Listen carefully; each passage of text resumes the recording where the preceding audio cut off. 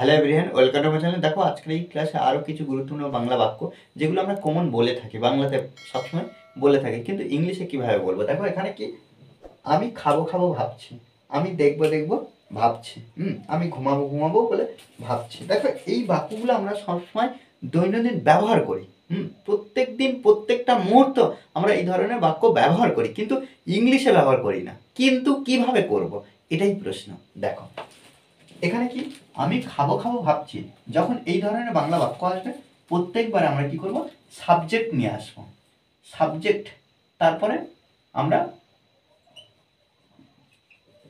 Think of plus ভার্বের সঙ্গে V1, অর্থাৎ V1 ভার্বের প্রেজেন্ট রূপ, তার সঙ্গে কি করব, আমরা আইএনজি যুক্ত করব। ওকে, তারপরে যদি অন্যান্য কিছু থাকে অর্থাৎ OTH। দেখো বাক্যটা কিভাবে হচ্ছে, তাহলে প্রত্যেকবারে সাবজেক্ট আনছি, তারপর থিঙ্ক অফ ভার্বের সঙ্গে আইএনজি, ব্যাস কমপ্লিট। এখানে কি, আমি খাবো খাবো ভাবছি, আই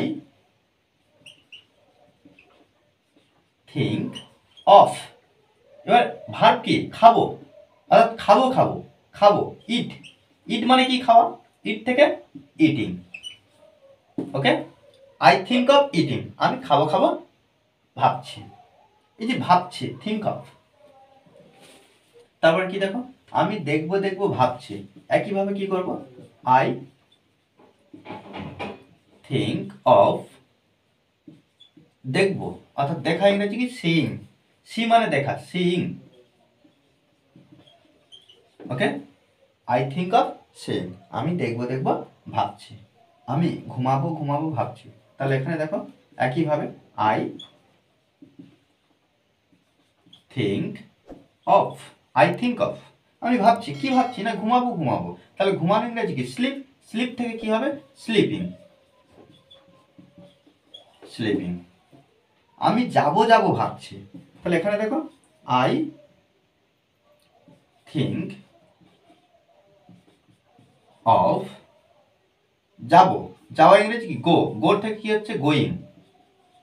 ওকে, গোয়িং।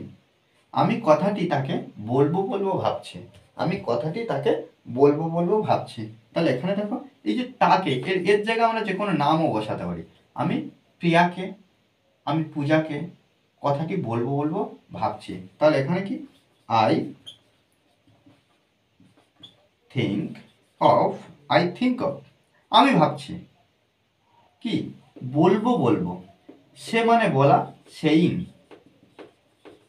সেইং, তাহলে আই থিঙ্ক অফ সেইং হার, তাকে বলবো বলবো ভাবছি কি, কথাটি। এই যে কথাটি ইংরেজি দ্য ওয়াট। ওকে, দেখো এইভাবে কিন্তু এই যে কমন বাক্যগুলো আমরা যেগুলো সচরাচর ব্যবহার করে থাকি, এগুলো কি করতে হবে, অনবরত প্র্যাকটিস করে যেতে হবে। ওকে, কেন, প্র্যাকটিসের কোনো বিকল্প হয় না। প্র্যাকটিস অনবরত আমাদের প্রতিনিয়ত করতে হবে। আমরা যত প্র্যাকটিস করব ততই শিখতে পারবো। ওকে, আর এই ধরনের ক্লাস অনবরত করতে গেলে আমাদেরকে কি করতে হবে না, অবশ্যই লাইক কমেন্ট শেয়ার, আর যারা এখনো পর্যন্ত সাবস্ক্রাইব করেননি তারা সাবস্ক্রাইব করে পাশে থাকতে হবে। Okay, thanks for watching this video.